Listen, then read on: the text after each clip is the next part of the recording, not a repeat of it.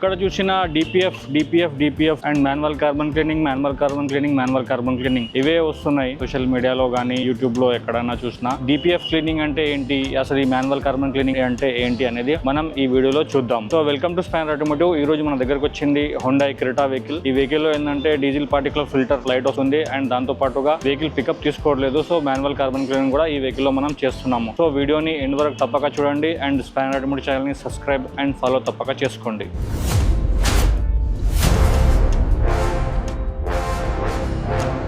ఇలా DPF light వస్తుందనేసి vehicle వచ్చింది మన దగ్గరికి. మాల్ ఫంక్షన్ లైట్స్ 2 లైట్స్ ఇవి కూడా బ్లింక్ అవుతున్నాయి. డిపిఎఫ్ లైట్ కూడా బ్లింక్ అవుతుంది, మాల్ ఫంక్షన్ లైట్ కూడా బ్లింక్ అవుతుంది. సో వెహికల్ వచ్చేసి 1,02,305 కిలోమీటర్స్ తిరిగింది. సార్ ఈ వెహికల్ టెస్ట్ డ్రైవ్ చూసుకున్న తర్వాత మనం వర్క్ అనేది స్టార్ట్ చేద్దాం. ఫస్ట్ ఆఫ్ ఆల్ వెహికల్ ఒకటి స్కాన్ చేసేసి ఏమేమి ఎర్రర్ కోడ్స్ వస్తాయనేది చూద్దాము.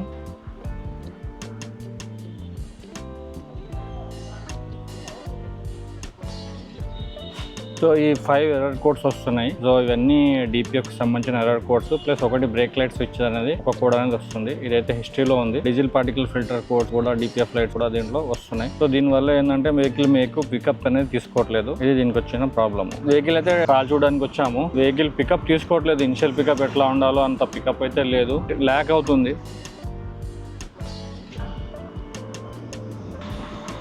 వెహికల్ ఎంత అయితే పికప్ తీసుకోవాలో అంత పికప్ కండిషన్ అయితే లేదు. పికప్ మొత్తం చాలా డౌన్ ఉంది. డిపిఎఫ్ లైట్ అయితే వస్తుంది దీంట్లో.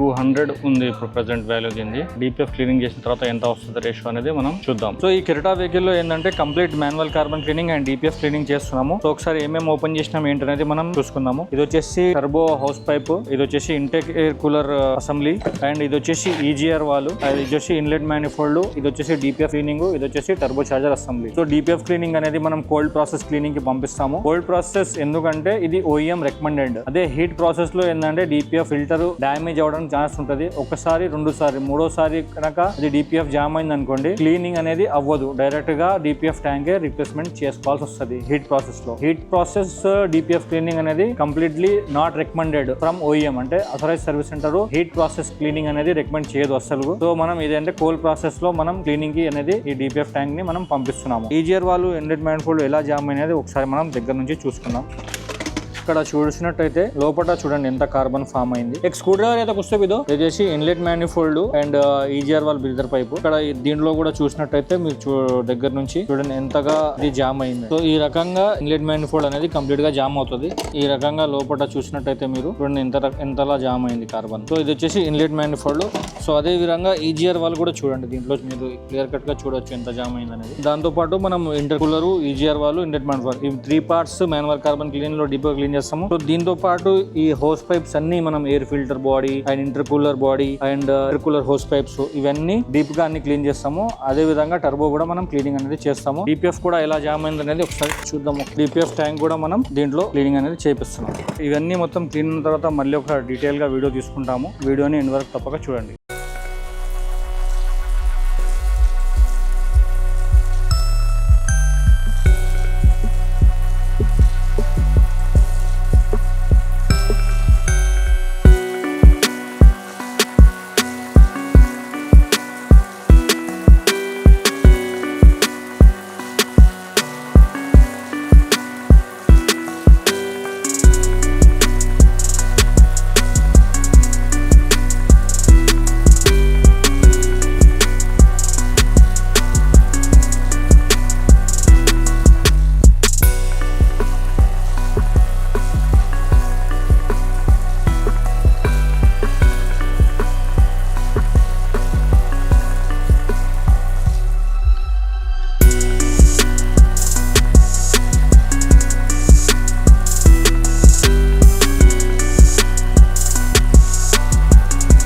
Manual carbon cleaning process complete అయిపోయింది. ఫిట్టింగ్ చేసుకున్నారు ఇంటర్ కూలర్, ఈజీఆర్ వాళ్ళు, ఇన్లెట్ మ్యానిఫోల్డ్.